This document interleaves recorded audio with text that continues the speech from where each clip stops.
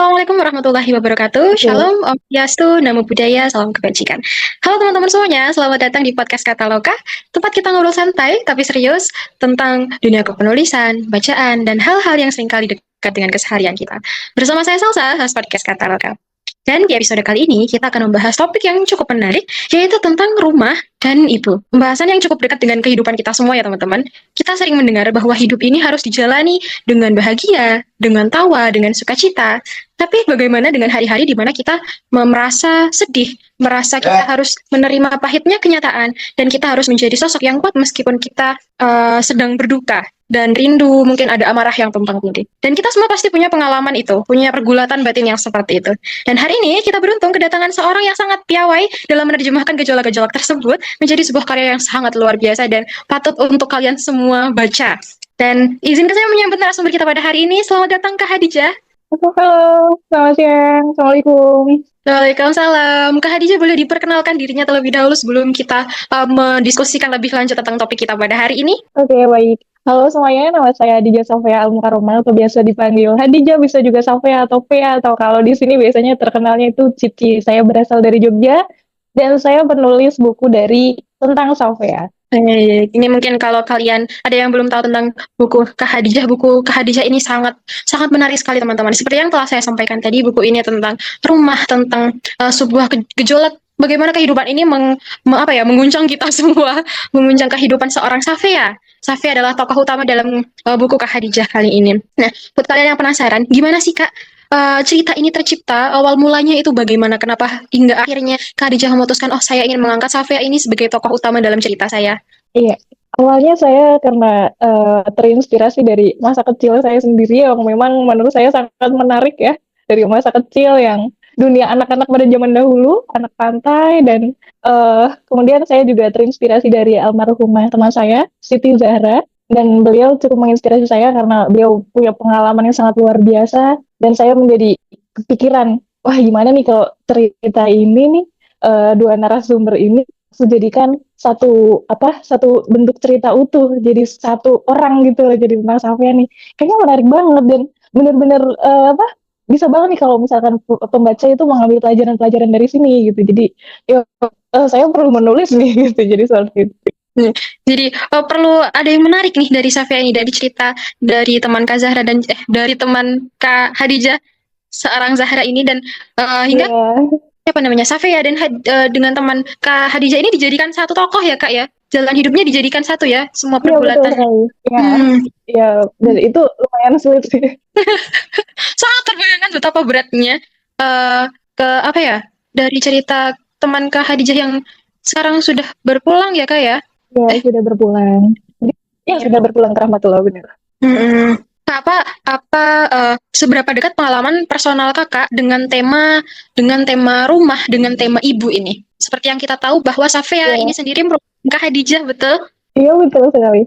Jadi sangat dekat Hmm. sekali karena Safai itu benar-benar orang yang memperjuangkan kerinduannya untuk bertemu dengan ibunya, dan Safai itu rela bersabar, rela menunggu, rela kesakitan demi untuk bertemu dengan seorang ibu.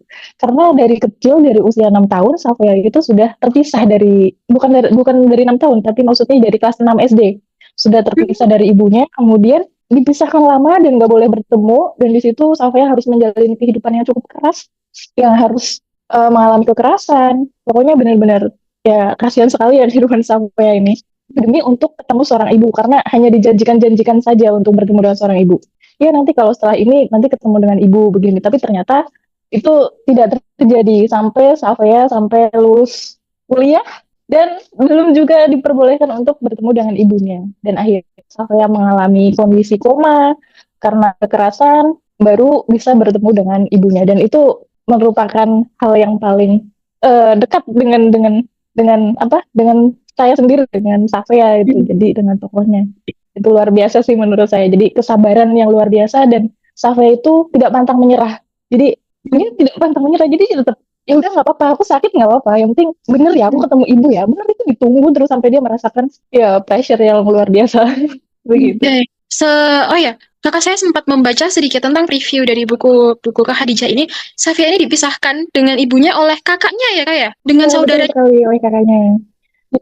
Wah, dengan saudara kandung sendiri. Karena Safia itu kecilnya nakal banget, bener-bener nakal yang luar biasa. Tapi kenakalan anak. Jadi memang buku ini cocok sih dibaca sama orang tua ketika dia mengasuh seorang anak. Jadi terkadang anak itu nakal itu bukan berarti dia bener-bener nakal, tapi karena mereka mencari perhatian dan butuh kasih sayang. Karena Safia kan dari kecil ditinggal orang tua, ditinggal bapaknya, hanya tinggal dengan ibunya dan ketiga kakaknya cowok semua.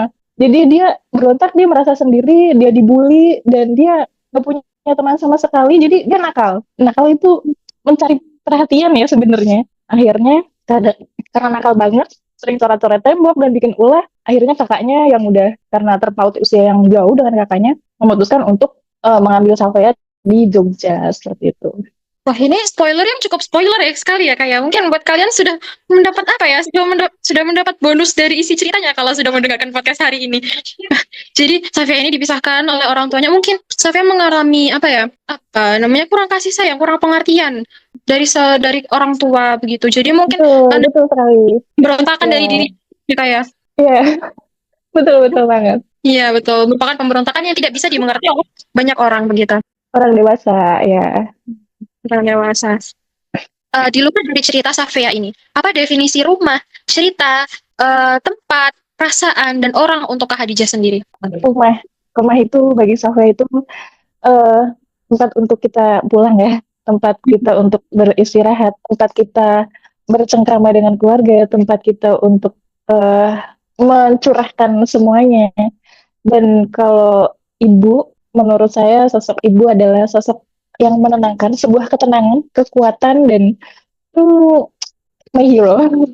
Ibu adalah pahlawan Savoya yang benar-benar dia perjuang. Ya walaupun setelah bertemu hanya ya bertemu sebentar saja, tapi itu adalah sebuah kenangan yang luar biasa dan ibu di hati seorang sosok lainnya sih.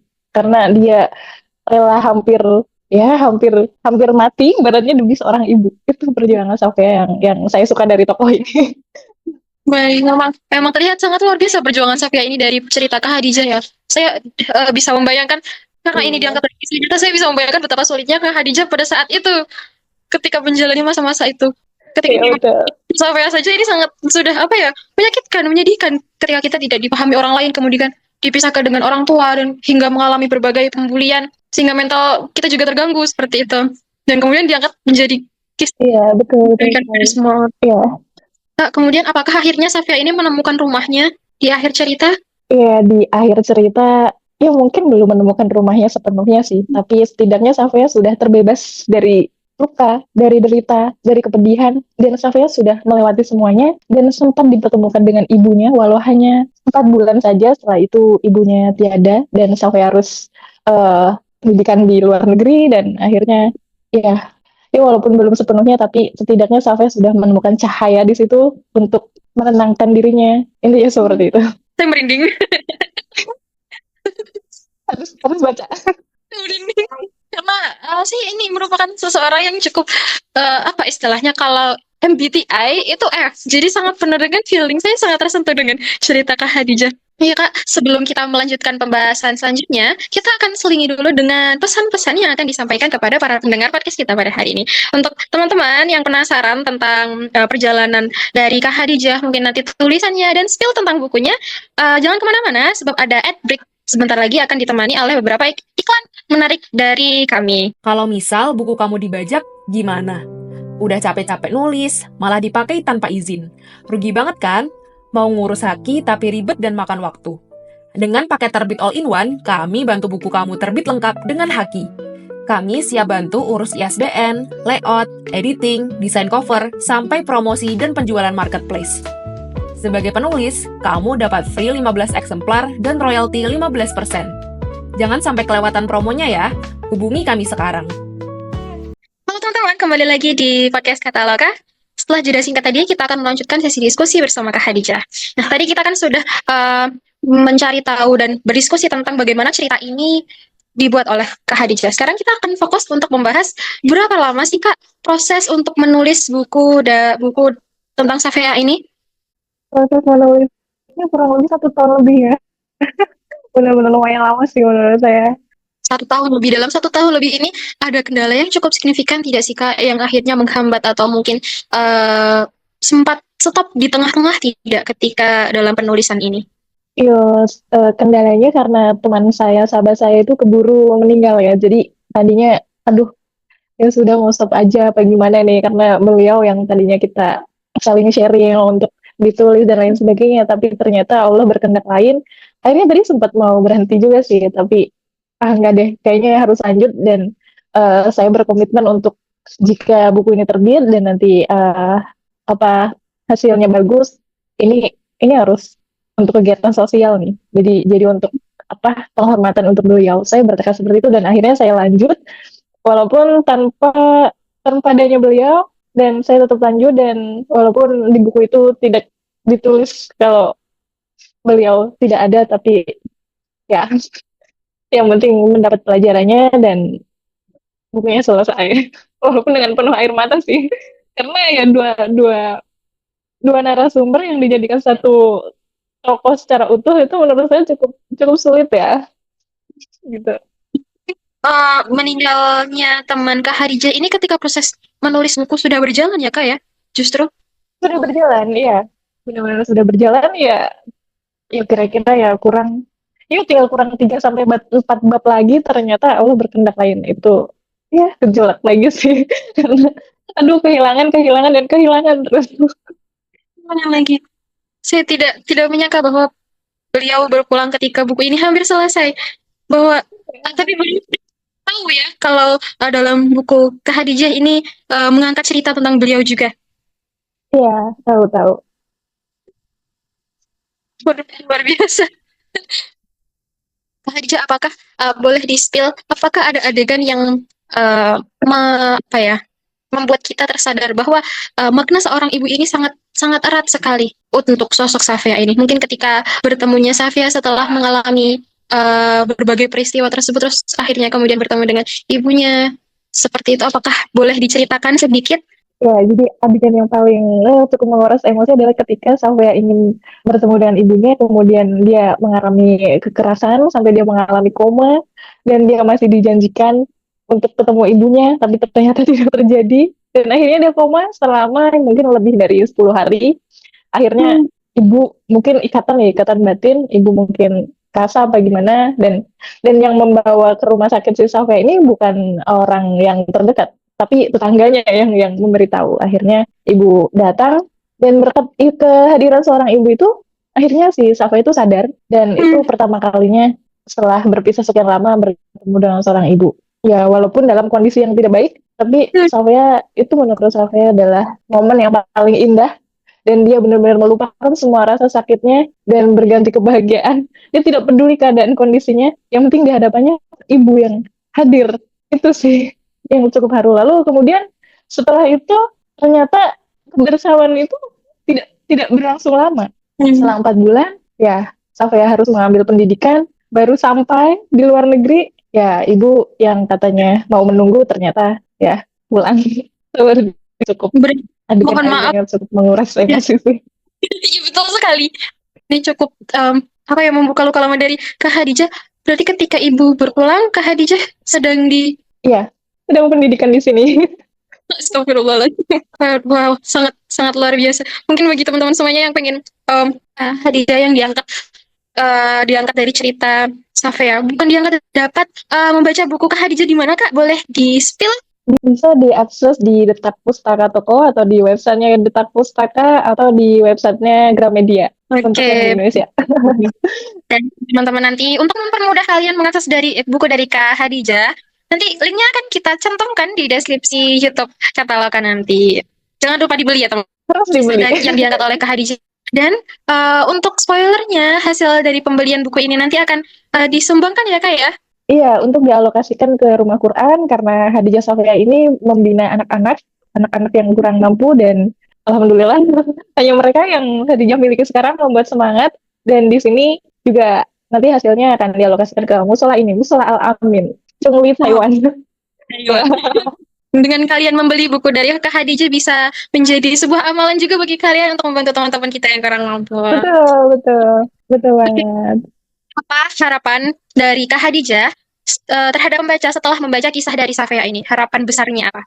Harapan besarnya sih untuk pembaca agar membacanya bukan hanya ingin mencari hiburan, tapi sambil menganalisa bahwa di sini di buku ini bagus banget untuk eh, apa contoh sebagai orang tua. Jadi kita bisa ngambil dari parentingnya, dari Hmm. perjuangannya, kesabarannya, terus pokoknya dari gigihnya. Jadi jangan gampang putus asa di dalamnya. Jadi bagus banget untuk diambil pelajarannya dan buat kalian yang dalam kondisi terbatas, jadi itu jangan dianggap kita tidak mampu untuk meraih cita-cita. Tetap bisa asal kita bersabar dan kita tetap yakin bahwa pasti bisa gitu. Dan jika belum beli buku ini, insya Allah akan mendapat dua kebaikan. Yang pertama, karena buku ini untuk sosial, jadi jika hanya membeli saja, tidak membaca, akan mendapat nilai pahalanya. Tapi jika membeli kemudian membaca, insya Allah mendapat pahalanya juga mendapatkan pelajaran dari tentang salvia ini. Itu sih harapan saya. Semoga menginspirasi dan membuat kalian-kalian semua pembaca menjadi lebih semangat lagi.